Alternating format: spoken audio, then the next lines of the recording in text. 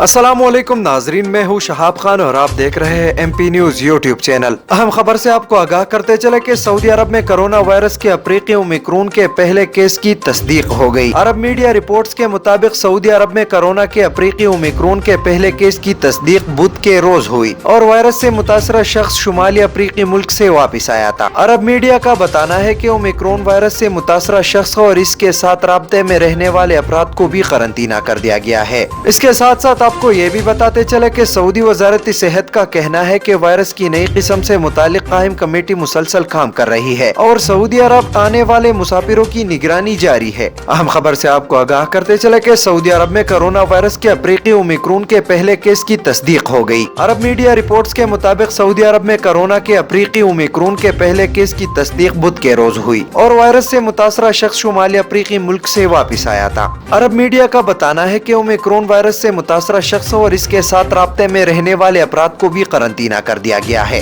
इसके साथ साथ आपको ये भी बताते चले कि सऊदी वजारत सेहत का कहना है कि वायरस की नई किस्म से मुतालिक कायम कमेटी मुसलसल काम कर रही है और सऊदी अरब आने वाले मुसाफिरों की निगरानी जारी है। बहुत शुक्रिया। मजीद वीडियोस और अपडेट्स के लिए देखते रहिए MP न्यूज।